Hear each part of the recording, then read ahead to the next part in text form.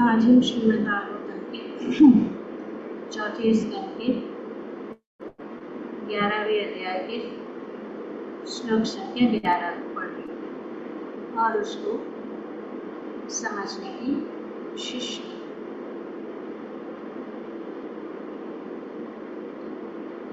तो हम देख रहे हैं कि क्रोध के कारण ध्रुव महाराज जो है निर्दोष यक्षों का वध करने लगे और ये देखकर सर्वभूमा मनु उनके पास आए और उन्होंने बोला कि ये जो तुम वध कर रहे हो ये अच्छी बात नहीं है, क्योंकि हमारे कुल को शोभा देने वाली नहीं है, क्योंकि तुमसे आशा की जाती है कि तुम धर्म तथा अधर्म के विधानों को जानो, क्योंकि वे मनु के कुल से है। तो मनु जो है ये सभी विधानों का जो है उन्होंने रचना की है और ये विरुद्ध जा रहा है।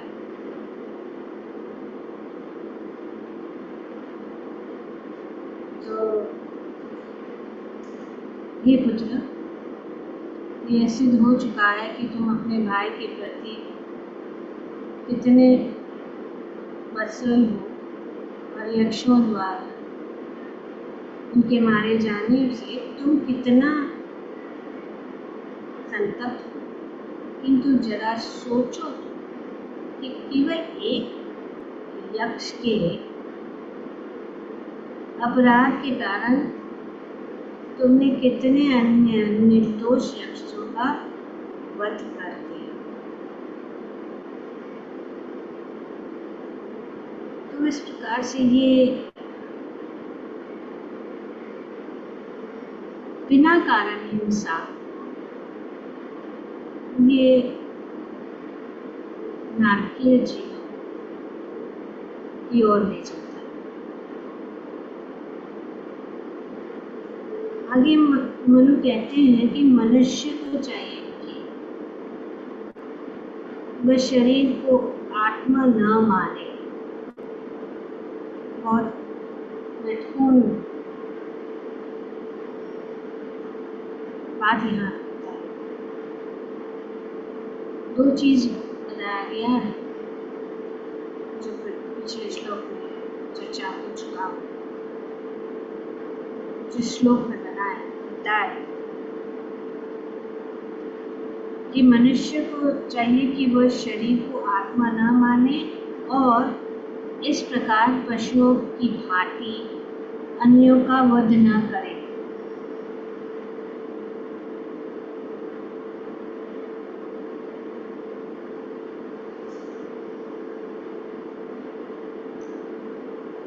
तो मनुष्य को चाहिए कि वह शरीर को आत्मा न, क्योंकि कुछ लोग शरीर को ही आत्मा मानते हैं, कुछ लोग मन को आत्मा मानते हैं, पर उनको ये पता नहीं कि मन और शरीर वे बहुत भौतिक, दोनों भौतिक है।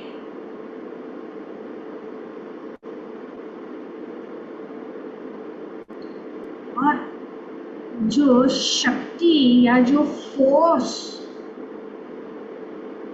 स्रोत है, शक्ति जो इस शरीर और मन को चला रहा है, वो अलग है, वो आत्मा है। लोगों को ये पता नहीं है, इसके लिए यहाँ बताया जा रहा है कि शरीर आत्मा न मानना चाहिए। इसको कहते हैं देहात्म बुद्धि। देह को ही आत्मा मानना, ये तो बहुत ही विस्तार सब्जेक्ट है, टॉपिक है, पर यहाँ पे बता रहे क्यों जो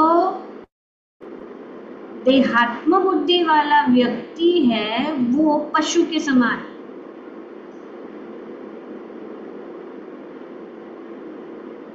तो वैदिक शास्त्रों के अनुसार जो कोई भी इस शरीर को आत्मा मानता है वो पशु, जैसे कि कुत्ता क्या सोचता है, मैं शरीर, तो कुत्ता, कुकर, सुकर, ये सब जो उनको ये ज्ञात नहीं होता, तो इसलिए यह वैदिक शास्त्र की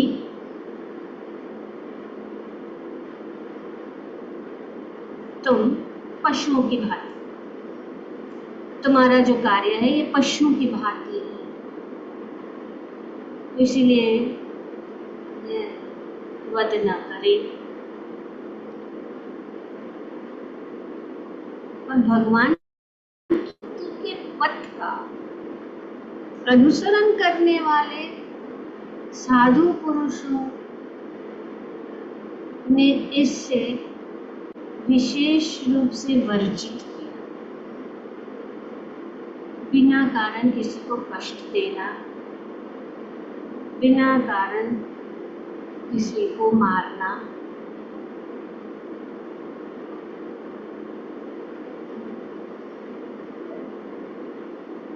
तो इसीलिए बिना कारण किसी को कटु वचन बोलना, उसके हृदय को ठेस पहुंचाना, ये हिंसा, it is accepted. Mental abuse, physical abuse, mental abuse, ये हिंसा।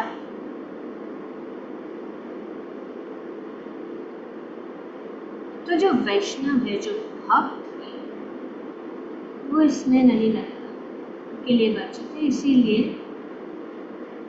समझ जा तो मैं ऐसे बोलती हूँ। और ये बहुत सुंदर श्लोक है जिसमें बताया गया है कि सर्वभूतात्म भावेन समस्त जीवात्मा के परमात्मा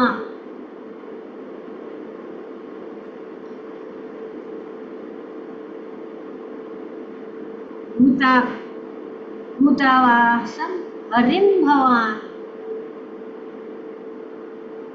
समस्त संसार का हर भगवान हरि है, वही धाम है। तो वैकुंठ लोक आपके आराध्य से जो दुराराध्यम, जिसका आराधना करना बहुत कठिन है, विष्णु का, कृष्ण का, और तुमने वो विष्णु तत्परमम पदम बहुत सुंदर रूप से यहाँ मनुवर्णन, विष्णु तत्परमम। वैकुंठ लोक में हरि के धाम को प्राप्त करना अत्यंत दुष्कर है, बहुत कठिन है, किंतु तुम इतने भाग्यशाली हो कि समस्त जीवात्माओं के परम धाम, समस्त जीवात्माओं के परम धाम, सर्वभूतानां भावेन, सर्वभूत मतलब सब जीवात्माओं के धाम।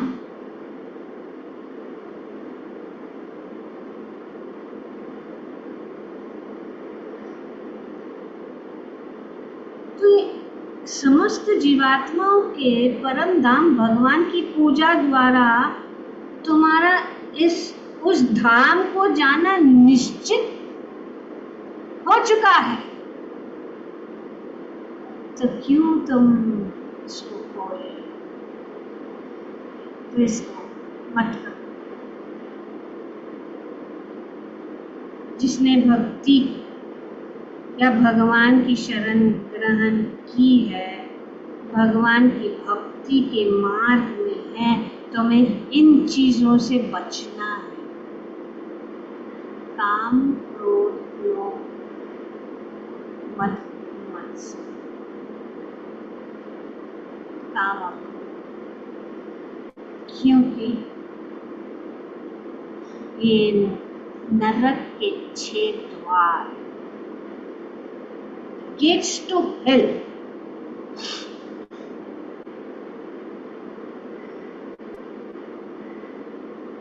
हम भक्ति में आए हैं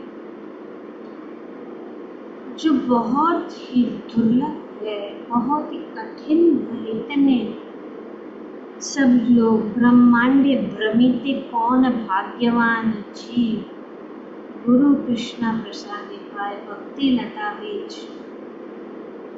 इतने लोग घूम रहे हैं, उनको पता नहीं है कृष्ण कौन है, भगवान कौन है, हम कौन है, भौतिक जगत कौन है। पर हमने सब कुछ प्राप्त किया, लेकिन जो चीज के लिए हमें ध्यान रहना, सावधान रहना। हाँ, क्रोध, लोभ, मोह, मद, मत्सर या ईर्ष्या, राग, द्वेष, इन सब से बचना। तो बाकी के जो माने या ना माने, सुने या ना सुने, हमें जो है अपने आप को इन सब चीजों से दूर रखना है, अवॉइड करना है। सिर्फ भगवान की भक्ति, विष्णु परमम परम के ऊपर ही ध्यान देना है। तो समस्त जीवात्मा के भौतिक शरीर तब तक विद्यमान नहीं रह सकते जब तक उनमें आत्मा तथा परमात्मा का वास न हो। तो ये शरीर कब तक विद्यमान है? जब तक वो लिविंग फोर्स, और वो लिविंग फोर्स क्या? आत्मा। तो इसीलिए शरीर और आत्मा या मृत शरीर और जीवित शरीर में अंतर क्या है? शरीर वही का, हम कहते हैं हमारे फलाने फलाने चले गए, बस शरीर वहीं पे पड़ा सामने। कहाँ चले गए? वो तो है वहां, प्रमाण है, हम देखते हैं, शास्त्र का भी प्रमाण। भगवान वास करते हैं, इसीलिए यहाँ पे बताया गया है सर्वभूता, सर्वभूतात्मा, सभी जीवात्माओं की आत्मा।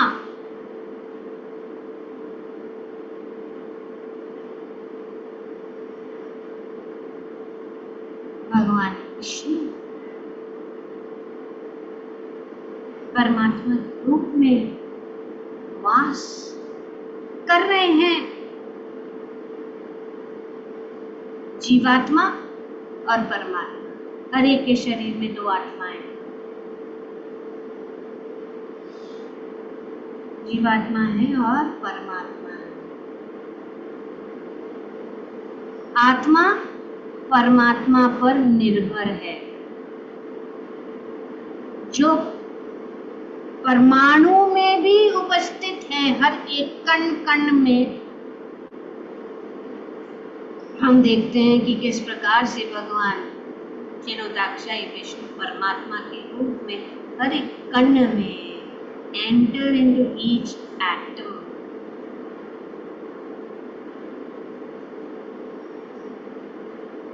अतः प्रत्येक वस्तु के, चाहे वो भौतिक अथवा आध्यात्मिक, भगवान पर निर्भर रहने के कारण भगवान को भूतवास कहा गया है। जो श्लोक बताया गया, भूतवास, भूतवास हरिम भवान।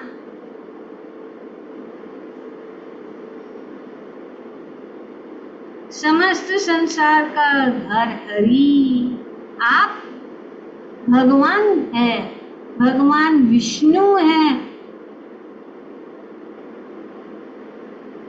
भूतवास बहुत सुंदर, चाहे भौतिक या आध्यात्मिक, जो भगवान पर निर्भर है।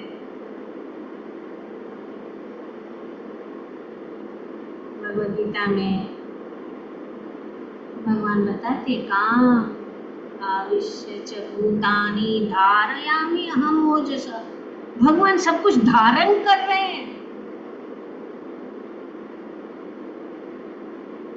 वे सभी चीजों में उपस्थित है। इसीलिए तो सब जो चीजें हम घूम रहे फिर रहे, हमारे अंदर जो कुछ भी हो रहा है,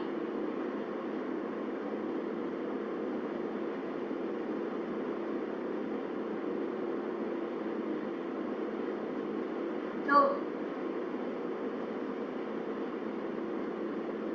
यहाँ पे वर्णन किया जा रहा है कि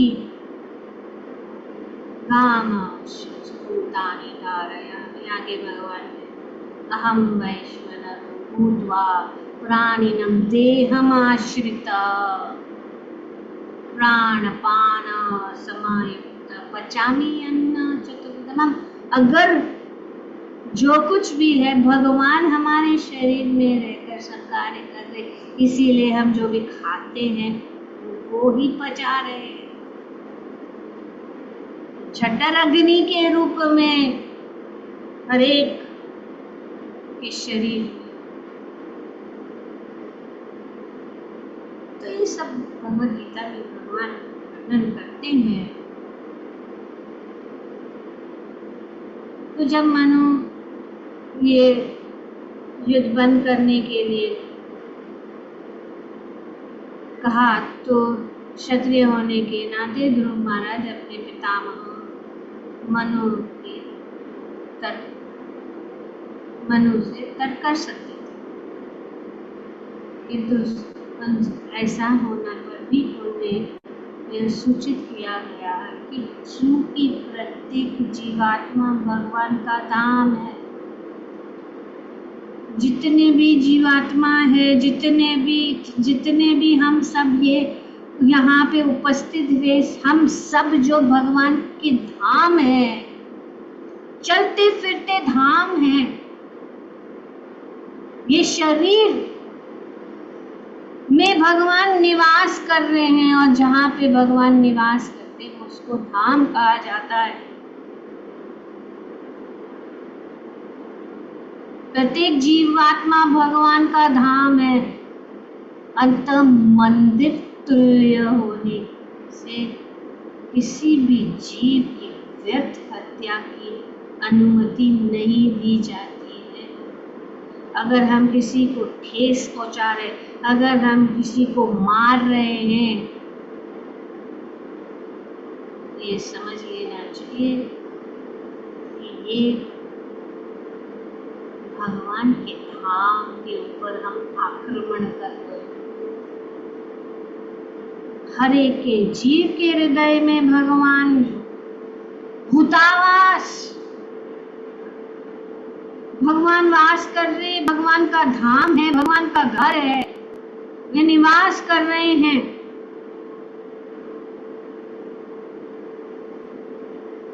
तो इसीलिए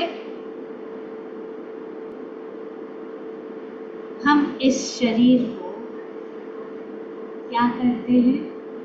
हम इस शरीर को सजाते हैं, हम तिलक लगाते हैं, क्योंकि ये श्रृंगार, क्योंकि ये शरीर जो ये भगवान का मंदिर है। हर एक कार्य के पीछे कारण है। ऐसा नहीं कि शो के लिए तिलक लगा लिया।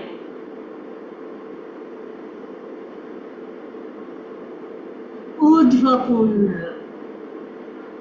गोपीचंद्र, तिलक का अर्थ मतलब विजय, विक्ट्री।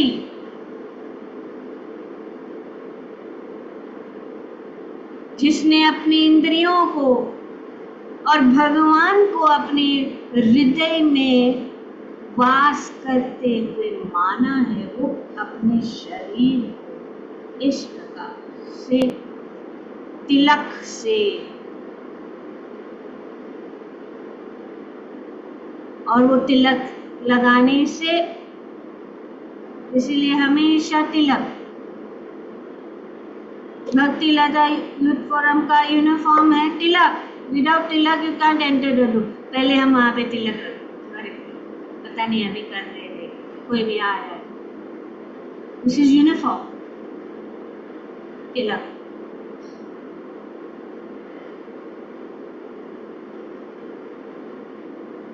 क्योंकि तिलक से हमें भगवान का, सिर्फ हम इस भगवान के इस मंदिर को सजा नहीं है।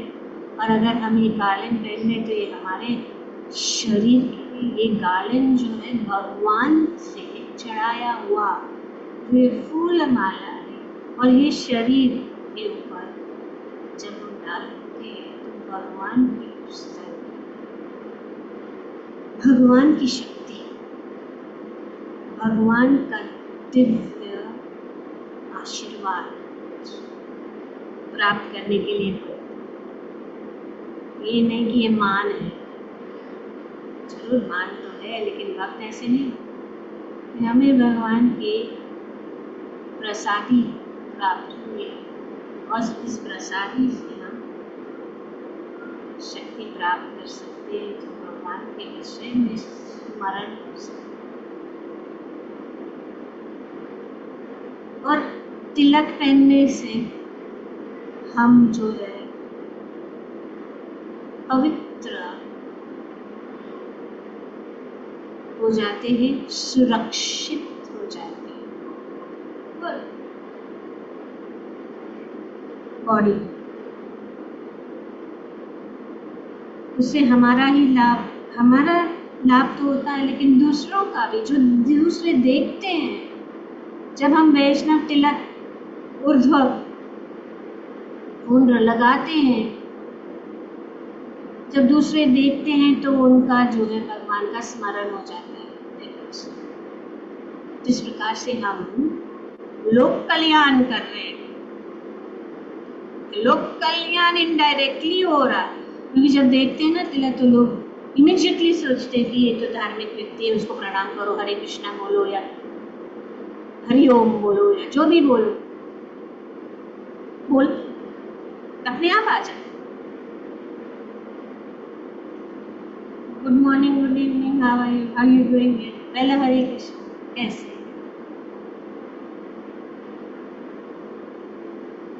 ये हमारा ये 12 शरीर के 12 पॉइंट हैं, और ये श्रृंगार है, भक्तों का श्रृंगार। भक्तों को कोई जरूरत नहीं है, कोई जरूरत नहीं है सोने चांदी गहने, यही हमारे गहने हैं, भगवान की माला और भगवान का तिलक। तो इस प्रकार से ये जो गोपीचंद्र है उससे हम लगाते शरीर में, क्योंकि यही भाव है कि ये भगवान का मंदिर है और उसको हम सजाते, डेकोरेट, ब्यूटीफुल तिलक। प्रभुपाद कहते हैं कि जो nice devotee tilak they be perfect. 2 line clear, बीच की जगह क्लीन होनी चाहिए जिसमें भगवान निवास कर रहे हैं। ये भगवान के चरण है, ये ऊर्ध्व भगवान के चरण हमारे सिर के ऊपर है, भगवान के चरण हमारे कंठ पे है, हमारे छाती पे है, हमारे जो पेट के ऊपर कभी 13 पॉइंट्स। और इसको हम क्या करते हैं, उनको शक्ति देते हैं। जब हम भगवान के, वो शक्तिशाली हो जाती है, वो जो है एक कवच बन जाता है, एक सुरक्षा बन जाता है। इसीलिए जैसे ही हम उठ जाते हैं स्नान करके, हमें तिलक लगाना जरूरी है। हम सब क्या करते हैं, अभी चलो मंदिर में जाना है तो उसके पहले तिलक लगा देते और जाते हैं यहाँ पे तो तिलक लेना, ठीक है वो भी अच्छा है, लेकिन बेटर है हर समय, मृत्यु कभी आए हर समय कंठी। Dog collar, this is dog collar. Stray dog जब मतलब तो उनका मालिक कौन है कैसे मालूम पड़ेगा, उनके गले में ये रहेगी, नहीं तो दूसरा जो है ना वो आते हैं उसको पकड़ के डाल देते हैं पिंजरे में। तो यमराज देखेगा, अरे तुलसी माला कंठी माला है, तिलक धारण कर रहे हैं। जब हम सब जानते तो क्यों आलस करते हैं? कौन मानता, नहीं मानते तो मत मानो, फिर पकड़े जाओ, खाओ यमराज के डंडे। करने में क्या कितना अच्छा लगता है, लोग कितना अच्छा लगता है तिलक लगाते तो इतने अच्छे दिखते। जब तिलक लगाता है कोई कैसा भी हो दिखता है, लेकिन जब तिलक लगाता है तो उसकी खूबसूरती जो है इस भौतिक जगत की जितना भी मेकअप पिकअप है ना उससे भी ज्यादा सुंदर लगता है। तो इसीलिए ओम केशवाय नमः सबके ऊपर, नेवल में ओम नारायण नमः, माधवाय नमः, हृदयाय नमः,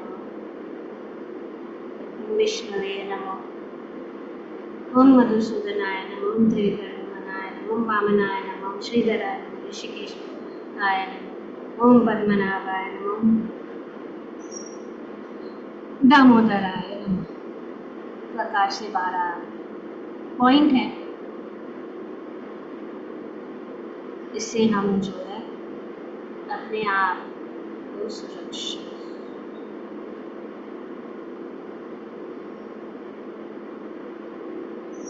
तेरा ओम वासुदेवाय नमः सिर के ऊपर शिखा में ज्यादा चला।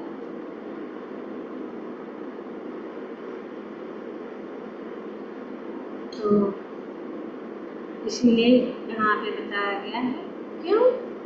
क्योंकि भगवान वास करते हैं, भगवान का धाम है ये शरीर, और मंदिर तुल्य होने से किसी भी जीव की हत्या की अनुमति नहीं दी जाती है। ग्रंथराज श्रीमद् भागवतम की जय। ओम तत्सत। Thank you very much. Hare Krishna.